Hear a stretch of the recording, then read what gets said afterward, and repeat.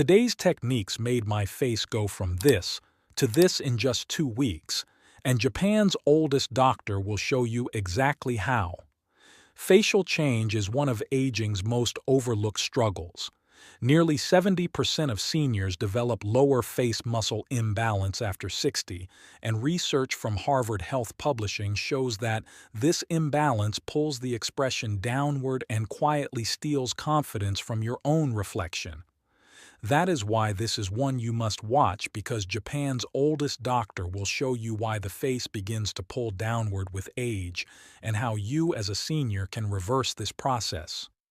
Welcome back to the Senior Health Podcast, where East meets West to help you stay steady, clear, and independent after 60. Today we are uncovering why the facial muscles change and how simple, research-supported techniques can help you restore balance without strain. Because a downturned expression is not aging. It is tension, mixed signals, and muscles that have forgotten how to coordinate. So sitting across from me is Japan's oldest physician.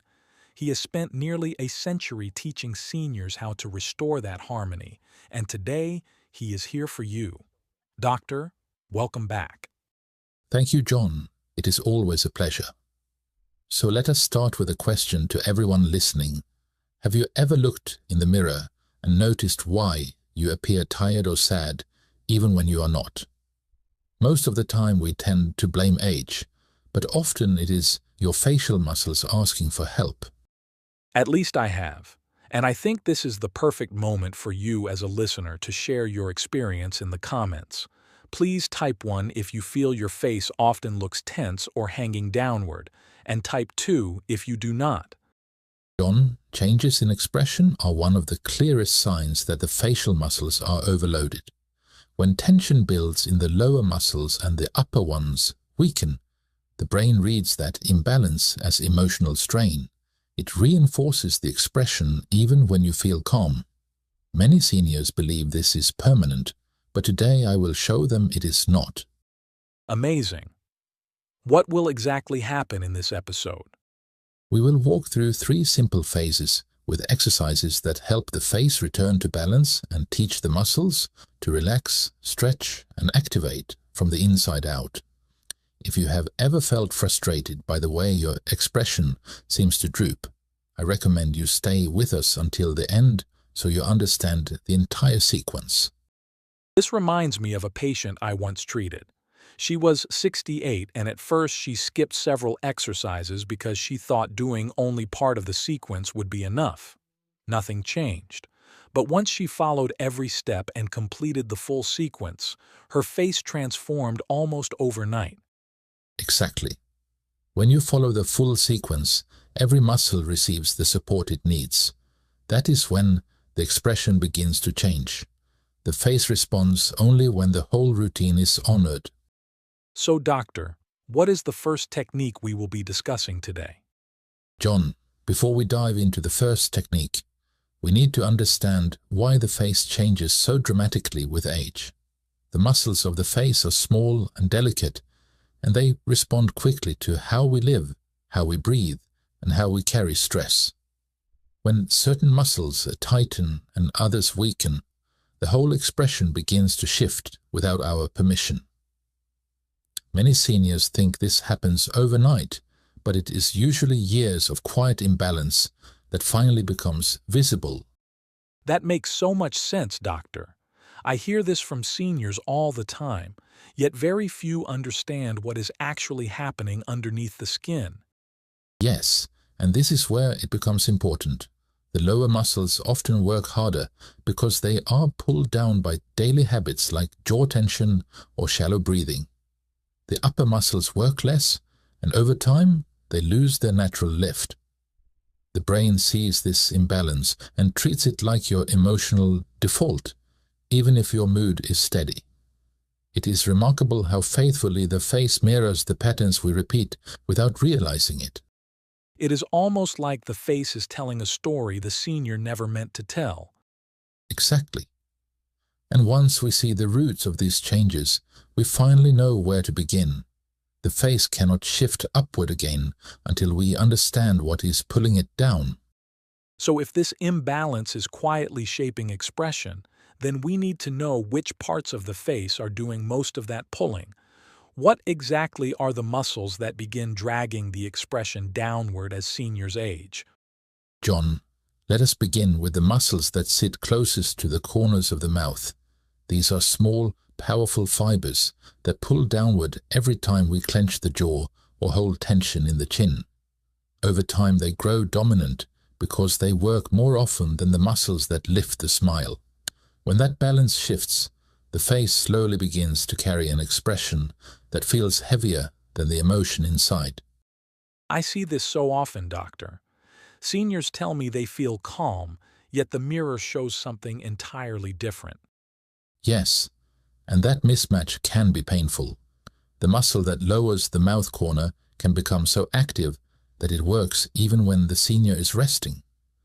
The muscle that pulls the lower lip down joins it, especially when someone holds stress in the neck or jaw. The chin muscle tightens as well, creating a subtle downward force that many seniors describe as a constant pull. It is almost like the lower face is doing all the work and the upper part has stopped joining the conversation. That is a beautiful way to put it, John. And when those muscles take over, the smile itself can feel unfamiliar.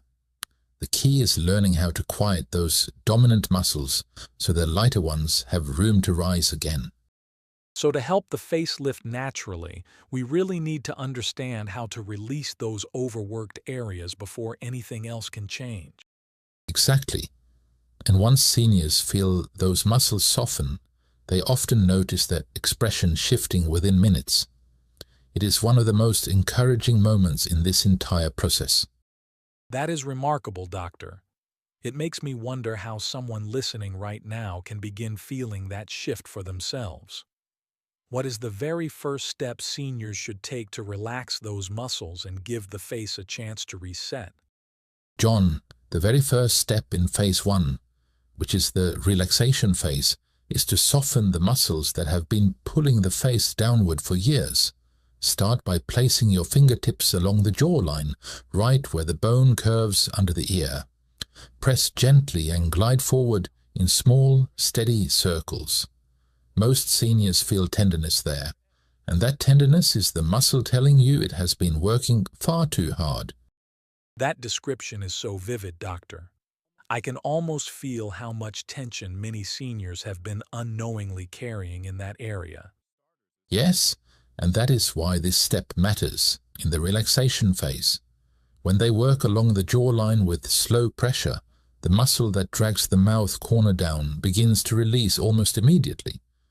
The warmth that follows is the body's signal that circulation has returned. You can think of it as giving the lower face a moment to breathe again. It makes the whole process feel gentler and much more approachable. And now we guide them deeper into phase 1. This second technique needs care, but it is very effective. Seniors take the flesh beside the mouth, between the thumb and index finger, not the skin but the muscle underneath. They hold it gently and give it tiny squeezes, the way you would soften stiff dough. This interrupts the constant downward pull and starts teaching the muscle to let go. That sounds simple enough that anyone could try it without fear. Exactly, and this is why phase 1 is so important. If we do not release these dominant muscles first, nothing we do later will hold. These early steps make the face receptive, open, and ready for the deeper work that follows. And the next technique takes us beyond the surface and into a level of release most seniors have never experienced. I can hear the anticipation in your voice, doctor.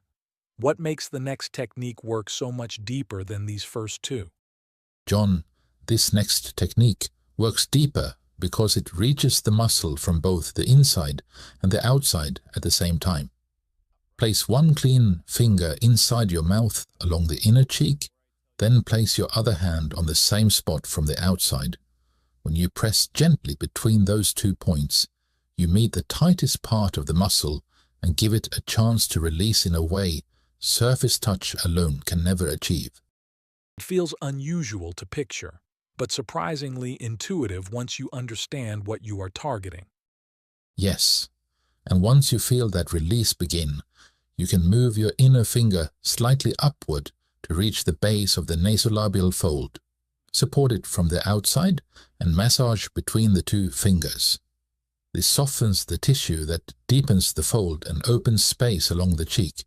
From there, glide your outside fingers along the cheekbone and knead gently until the tension warms under your touch. That adds a whole new dimension to facial work, doctor. It makes sense that the deeper layers need direct guidance to let go. And do not forget the nose area. Slide your fingers down the sides of the nose with light pressure, encouraging the nostril muscles to settle back into place. Many people hold more tension there than they realize, and this simple downward motion helps the face stop, pulling upward in that area. When these deeper layers relax together, the whole face feels more open and ready for change. That makes perfect sense, doctor. Once the muscle lets go, you have to show it how to move again. Exactly. And this is where phase 2 begins. We start with a gentle side-to-side lip stretch. Hold your lips lightly at the corners and guide them outward just a little, only until you feel a soft, even pull on both sides. The key is not force. It is the quiet lengthening that reminds the muscle it can move without gripping.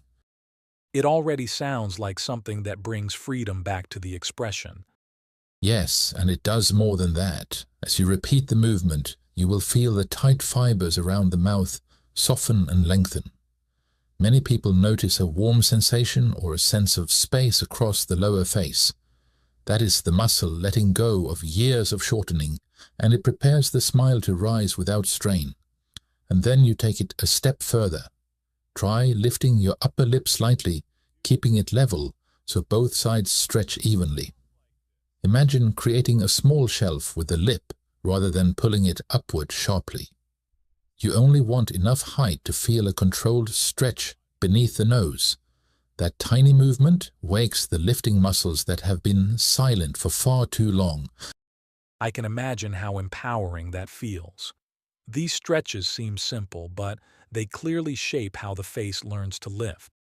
That is the purpose. When the muscles lengthen evenly, the downward pull weakens and the upper face becomes lighter and easier to move. The expression starts to open, almost like a curtain being gently drawn upward. And once that opening begins, the body is finally ready for the phase where the lifting muscles come alive with strength. It makes me look forward to what comes next, doctor. How does the face respond once those lifting muscles begin to activate? John, once the lifting muscles begin to activate, the face responds almost like a waking limb. The movement is small at first, but it sends a signal through the entire system that upward motion is possible again. This is why phase 3, at the activation phase, is so important. It teaches the muscles to work with intention instead of habit. That sounds almost like rebuilding trust inside the face. Yes, and we begin with a simple motion. Place your fingertips lightly at the corners of your mouth. Then try to form a gentle smile while your fingers give a soft resistance. You are not forcing the smile. You are guiding the muscle to lift against your support. This retrains the fibers that have grown quiet with age. I can imagine that feeling surprisingly empowering. The face is doing the work instead of just being pulled by tension. Exactly. And we build on that with a second activation. Lift the sides of the nose the way you would when you wrinkle it slightly. Then place a finger beside each nostril to keep the movement controlled. The goal is not to flare the nostrils. The goal is to engage the tiny muscle that helps lift the midface. It is a motion most people forget they even have. It is fascinating how these smaller movements shape the entire expression. They feel subtle but meaningful. They are subtle and yet they carry great influence. Now for the third activation, gently place a finger at each mouth corner again and try to lift them straight upward. Keep the chin relaxed so it does not take over. These movements teach the lifting muscles to coordinate and rise together. When that happens, the downward pull finally loses its dominance. This is incredible, Doctor. You make the face sound like a system that can be reawakened with the right signals. That is the truth, John. When you engage these muscles with purpose, the face begins to rediscover its natural shape. The expression grows lighter. The emotional tone shifts. And many people tell me they feel a quiet sense of relief they did not expect. It feels almost emotional hearing you describe it. You are helping people reconnect with the part of themselves they show to the world. How does that change the way someone feels inside when the face finally responds in this way? The face is often the first place where the heart becomes visible. When these muscles relearn how to lift, many people notice their mood lifting with them. Confidence returns quietly, and the way they meet others begins to feel more natural again. I can feel that even as you say it, Doctor. There is something deeply human about reclaiming the expression that feels like your own. Yes, and there is one more truth about this connection that most people never hear. It is simple and it changes everything once you understand it. I would really like to hear that, Doctor. What is the part people so often miss? John, the part people often miss is that expression is a living conversation between the body and the mind. When you lift the muscles, you lift the message you send to yourself, and slowly the face stops echoing old patterns and begins reflecting who you are today. That is a beautiful way to put it, Doctor. It gives people permission to change not just how they look, but how they feel moving through the world. To everyone still listening, we end the episode here. If this information was useful to you, please give a thumbs up and subscribe to the channel. Oh, and watch this next video right now. Yes, please. We've picked this one especially for you.